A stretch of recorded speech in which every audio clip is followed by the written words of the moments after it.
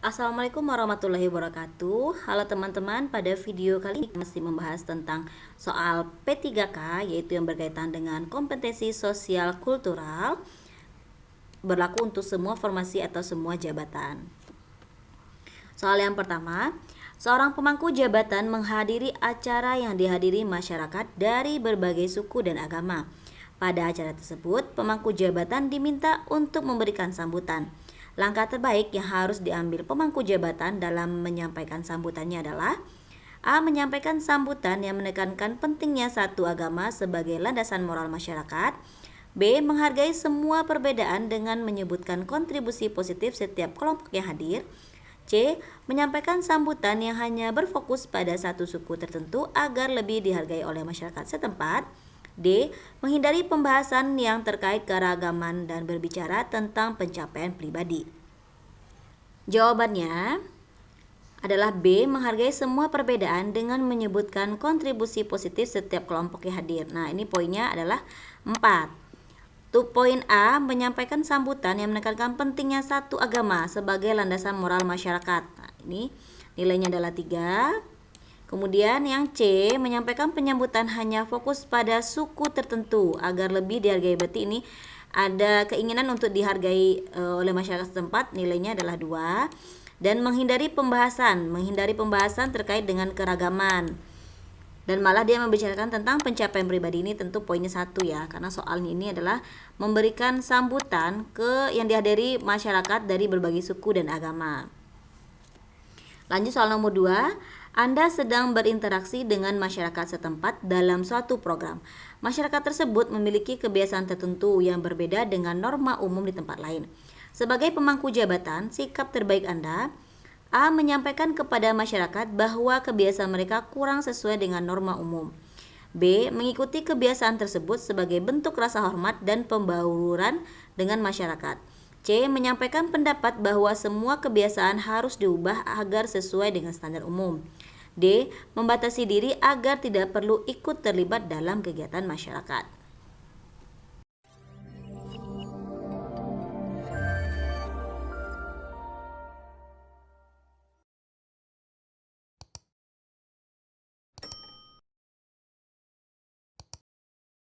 Oke, kita lihat masing-masing jawabannya. Untuk poin A bernilai 2, menyampaikan kepada masyarakat bahwa kebiasaan mereka kurang sesuai dengan norma umum. Nah, ini kita bisa dianggap tidak menghargai kearifan lokal ya teman-teman. Plus kita di sini juga bisa menyebabkan konflik di sini karena kita menyampaikan kepada mereka bahwa kebiasaan mereka itu kurang sesuai dengan norma umum. Untuk pilihan B, mengikuti kebiasaan tersebut sebagai bentuk rasa hormat. Nah, ini poinnya yang paling tinggi adalah 4. Kemudian menyampaikan pendapat bahwa semua kebiasaan harus dirubah ya agar sesuai dengan standar umum. Ini kita hanya menyampaikan pendapat, jadi poinnya adalah 3. Untuk poin D, nilainya 1 karena kita membatasi diri agar tidak perlu ikut terlibat dalam kegiatan masyarakat. Sedangkan sebagai pemangku jabatan itu kita harus memahami bagaimana kita mendekati ke masyarakat majemuk. Jadi poin yang D adalah 1. Lanjut soal nomor 3. Anda sebagai pemangku jabatan dalam diskusi kebijakan terdapat perbedaan pendapat antara anggota tim yang berasal dari budaya berbeda. Bagaimana sikap Anda terhadap kondisi ini? A. Memilih pendapat yang paling sesuai dengan prinsip pribadi. B. Mengambil pendapat mayoritas tanpa mempertimbangkan pendapat minoritas. C. Mendengarkan semua pendapat lalu mencari solusi yang seimbang dan mengakomodasi perbedaan. D. Meminta mereka mengikuti arahan langsung tanpa mempertimbangkan masukan. Untuk pilihan A, memilih pendapat yang paling sesuai dengan prinsip pribadi. Nah, kemudian untuk pilihan B, mengambil pendapat mayoritas tanpa mempertimbangkan pendapat minoritas. Nah, ini malah menyebabkan ketidakpuasan pada pendapat yang minoritas. Ini jawabannya nilainya adalah 1. Kemudian untuk poin C nilainya 4. Sudah jelas ya, mendengarkan semua pendapat lalu mencari solusi yang seimbang. Kemudian untuk pilihan D ini poinnya 3, yaitu kita meminta mereka mengikuti arahan langsung tanpa mempertimbangkan masukan. Lanjut ke hal nomor 4. Anda menyadari bahwa salah satu peserta yang berasal dari daerah yang berbeda sulit memahami diskusi karena perbedaan bahasa dan istilah yang digunakan saat diskusi rapat. Apa yang Anda lakukan untuk memastikan dia merasa nyaman dan tetap berpartisipasi dalam rapat? A. Melanjutkan diskusi tanpa menghiraukan peserta tersebut agar tidak menghambat waktu rapat. B. Meminta peserta tersebut untuk lebih berusaha memahami bahasa yang digunakan dalam diskusi. C. Menghentikan sejenak diskusi dan menjelaskan dengan lebih sederhana atau membantu menerjemahkan istilah yang sulit dipahami. D. Meminta peserta lain untuk memberikan pengertian tanpa harus menghentikan diskusi.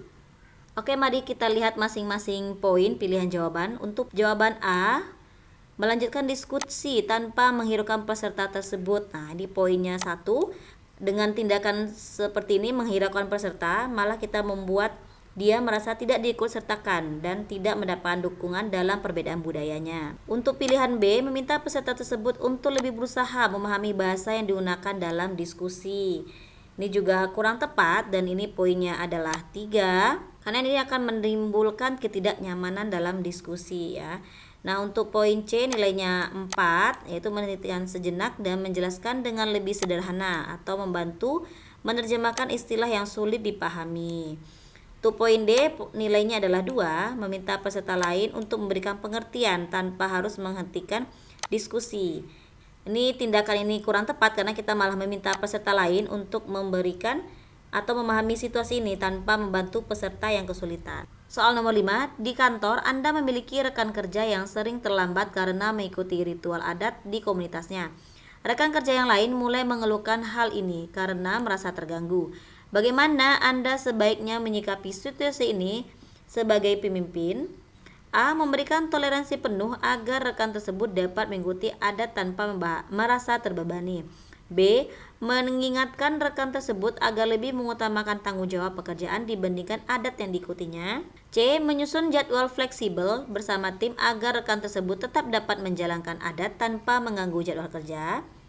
D. Meminta rekan tersebut untuk mempertimbangkan meninggalkan kebiasaan adatnya demi keteraturan di kantor. Pilihannya untuk pilihan A, poinnya adalah 3, karena memberikan toleransi penuh agar rekan tersebut dapat mengikuti adat tanpa merasa terbebani. Namun ini bisa memicu ketidakpuasan di antara karyawan lain. Nah, untuk poin B, mengingatkan rekan tersebut agar lebih mengutamakan tanggung jawab pekerjaan dibandingkan adat yang diikutinya. Ini jelas poinnya 1 karena kita menunjukkan sikap kurang empati ya terhadap adat yang dijalankan oleh rekan tersebut. Maka poinnya dinilai adalah 1. Untuk poin C, ini jawabannya nilainya adalah 4. Kemudian poin D, meminta rekan tersebut untuk mempertimbangkan meninggalkan kebiasaan adatnya. Jadi kita memberikan pilihan istilahnya ya, mempertimbangkan ya untuk meninggalkan kebiasaannya. Ini bisa kita dianggap sebagai bentuk intoleransi terhadap keberagaman budaya. Jadi poinnya ini adalah 2. Lanjut. Itu soal nomor 6. Anda ditugaskan untuk bekerja dalam tim yang anggotanya berasal dari berbagai latar belakang budaya yang berbeda. Beberapa anggota tim tampak kurang nyaman karena adanya perbedaan cara berkomunikasi dan kebiasaan dalam bekerja. Tindakan yang Anda lakukan untuk menciptakan suasana kerja yang kondusif. A. Mengatur diskusi khusus untuk membicarakan dan menghargai keberagaman budaya di tim. B. Meminta semua anggota tim untuk menyesuaikan diri dengan budaya kerja yang berlaku umum di kantor. C. Mengabaikan perbedaan yang ada agar tim fokus pada pekerjaan dan tidak membuang waktu membahas hal pribadi. D. Menjalankan aturan kantor secara ketat agar perbedaan budaya tidak mempengaruhi produktivitas kerja.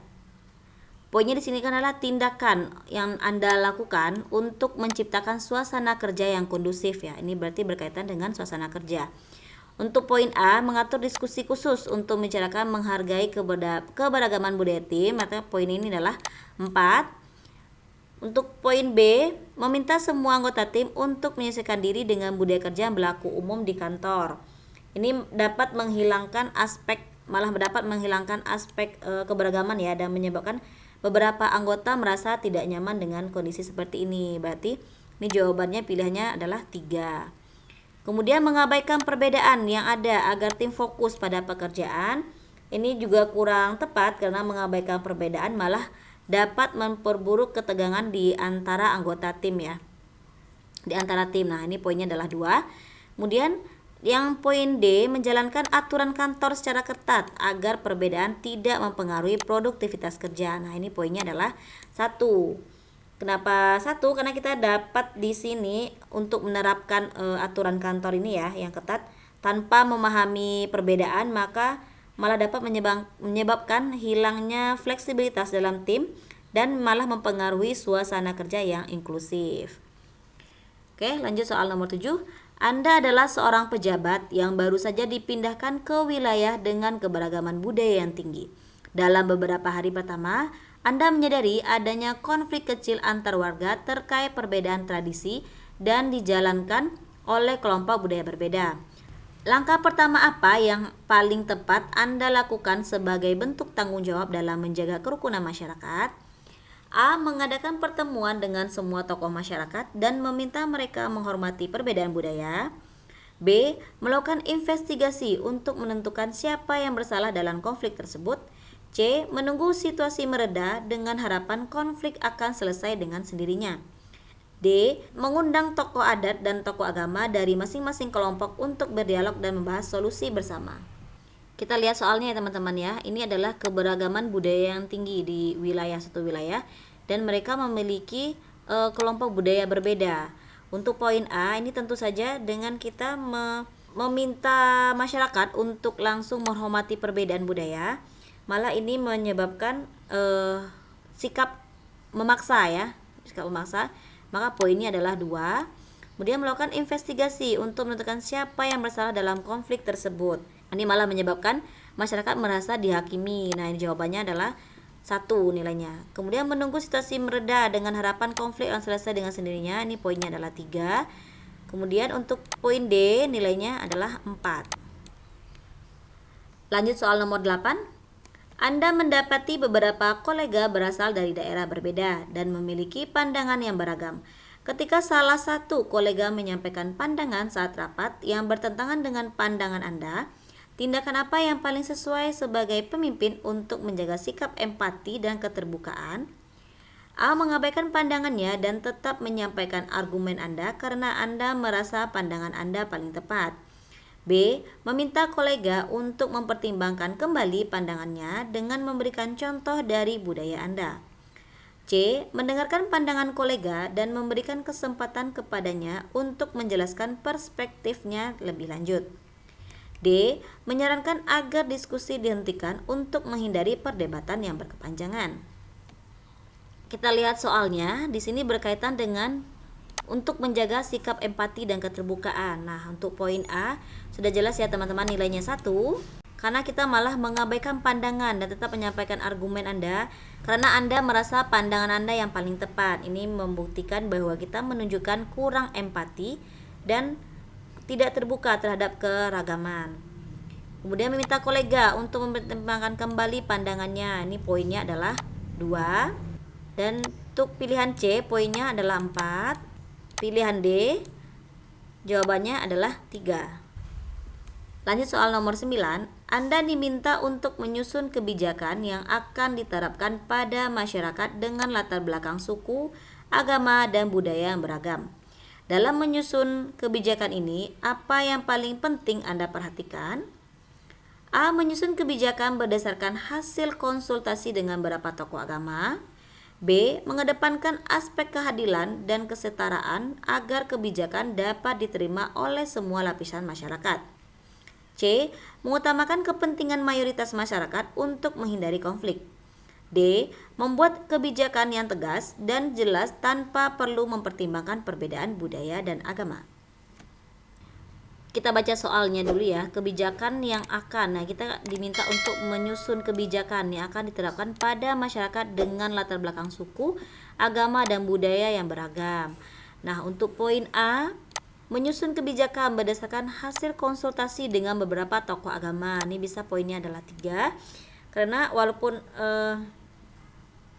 kurang mewakili seluruh masyarakat, namun ini ada beberapa tokoh agama yang kita libatkan. Untuk poin B, mengedepankan aspek keadilan kesetaraan. Nah, poinnya ini adalah 4.